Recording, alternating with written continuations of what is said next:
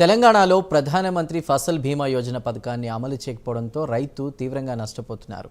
రాష్ట్రంలో ఈ పథకం అటకెక్కడంతో రైతులు రోడ్డు మీదకి వచ్చారు. ఈ పథకం వెంట పరుగులు పెట్టిన కాంగ్రెస్ సర్కార్ అమలు చేయకపోవడంతో మండిపడుతున్నారు. 3 సీజన్లు పూర్తి కాగా ఏ ఒక్క సీజన్లో కూడా ప్రభుత్వం పంటల బీమా పథకాన్ని ఎందుకు అమలు చేయలేదు? రైతుల ప్రయోజనాలకు పెద్దపీట వేసే ఈ పథకాన్ని పట్టించుకునేదే లేదా? ఇందుకు గల కారణాలేంటి? Have a look.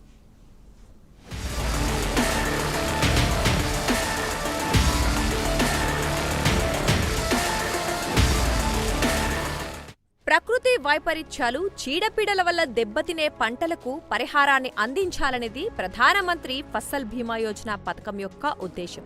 దీన్ని రాష్ట్ర ప్రభుత్వం అమలు చేయకపోవడంతో రైతులు ఏటా తీవ్రంగా నష్టపోతున్నారు. కాంగ్రెస్ ప్రభుత్వం అధికారంలోకి వచ్చి ఏడాదిన్నర కావస్తుంది. 3 సీజన్లు పూర్తి కాగా ఏ ఒక్క సీజన్లో కూడా ప్రభుత్వం పంటల బీమా పథకాన్ని అమలు చేయలేదు. గడిచిన సీజన్లో అకాల వడగళ్ల వర్షాలకు 5,482 ఎకరాల్లో వరి, మొక్కజొన్న, మామిడి, కూరగాయల పంటలు నష్టపోయినా పరిహారం చెల్లించలేదని రైతులు పేర్కొన్నారు. ఫసల్ బీమా పథకం అమల్లో ఉంటే బీమా కంపెనీల ద్వారా పరిహారం వచ్చేదని పేర్కొంటున్నారు. ఈ వానాకాలం సీజన్లో జిల్లాలో 2,72,678 ఎకరాల్లో పంటలు సాగు కాస్తున్నాయని వ్యవసాయ శాఖాధికారులు అంచనా వేశారు.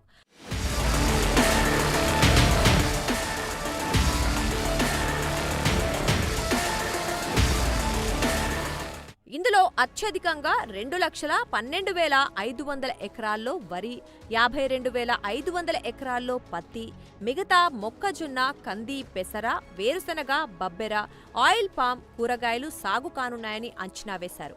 అతివృష్టి, అనావృష్టి, తెగుళ్లు సోకటం వల్ల పంట నష్టపోయే రైతులను ఆదుకునేందుకు కేంద్ర ప్రభుత్వం ముందుకు వచ్చింది. 2016 ఫిబ్రవరి 18న ప్రధానమంత్రి ఫసల్ బీమా యోజన పథకాన్ని ఆరంభించింది.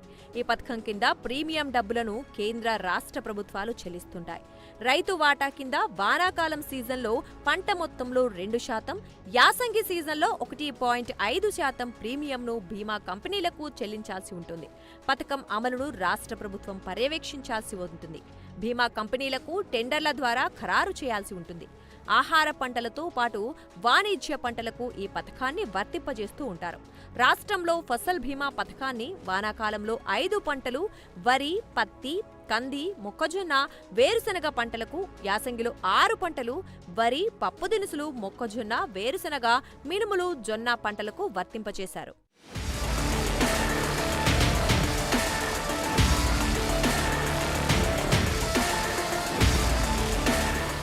అయితే 2020 నుంచి ఫసల్ బీమా పథకం నుంచి అప్పటి బీఆర్ఎస్ ప్రభుత్వం తప్పుకుంది. ఈ పథకంలో పలు చేర్పులు, మార్పులు చేయాలని సూచించింది. రైతులు బ్యాంకుల్లో పంట రుణాలు తీసుకునే సమయంలో ఆ రుణం నుంచే బ్యాంకర్లు రైతుకు చెల్లించే బీమా ప్రీమియం మొత్తాన్ని మినహాయించుకునే విధానాన్ని ఎత్తివేయాలని నాటి ప్రభుత్వం పేర్కొంది. పంటల బీమా పథకంలో చేరటం, చేరకపోవటం అనేది రైతు ఇష్టంగా ఉండాలని పేర్కొంది.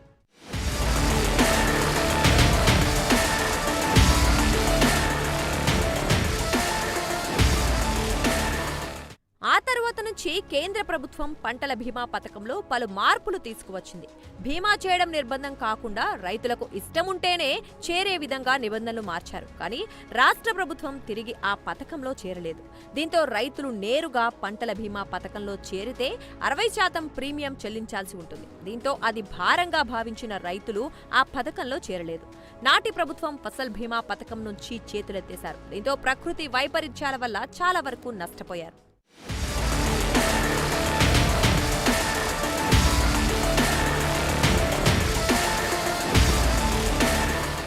రాష్ట్రంలో కాంగ్రెస్ పార్టీ అధికారంలోకి వచ్చింది. అయితే గతేడాది వానాకాలం సీజన్ నుంచి అమలు చేస్తామని, రైతుల మీద భారం వేయకుండా బీమా ప్రీమియాన్ని ప్రభుత్వమే చెల్లిస్తుందని సీఎం రేవంత్ రెడ్డి, వ్యవసాయ శాఖ మంత్రి తుమ్మల నాగేశ్వరరావు ప్రకటించారు. కానీ ఆ సీజన్లో పంటల బీమా పథకాన్ని అమలు చేయకపోగా గడిచిన యాసంగి సీజన్లోనైనా అమలు చేస్తుందని రైతులు చూశారు. కానీ ఆ సీజన్లో కూడా అమలు చేయలేదు.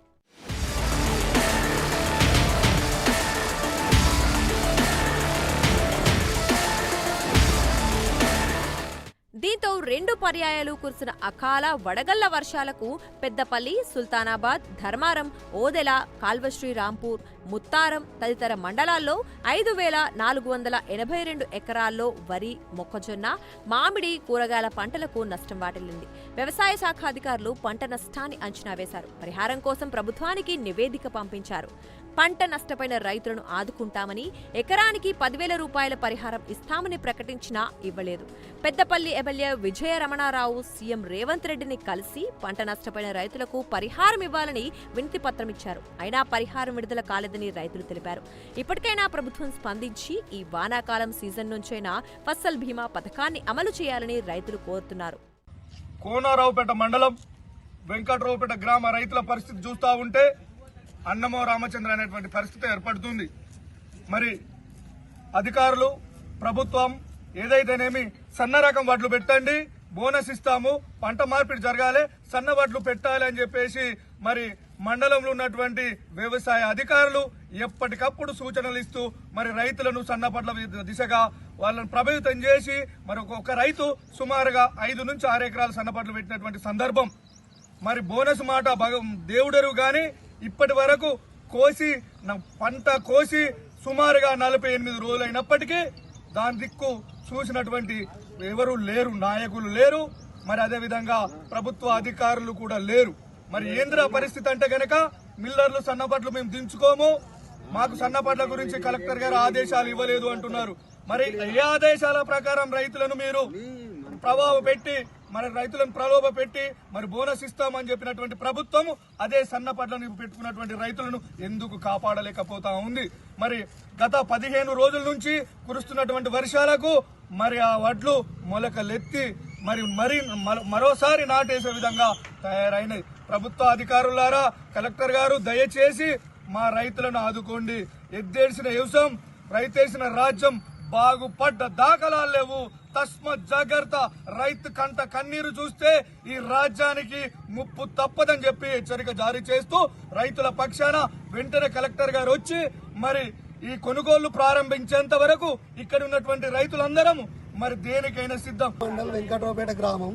నేను 6 ఎకరాల సన్న రకం గవర్నమెంట్ సన్నలకు బోనస్ ఇస్తా అంటే 6 ఎకరాలు సన్నవరి రకం వేసిన నేను వరి కోత కోసి 48 రోజులు అవుతుంది. ఇప్పటికీ కాంట కావట్లేదు. కాంట అయినా లారీలను మిల్లర్లు దించుకోవట్లేదు. కానీ ఇక్కడికి 5-6 రోజుల నుంచి వర్షాలు పడుతున్నాయి.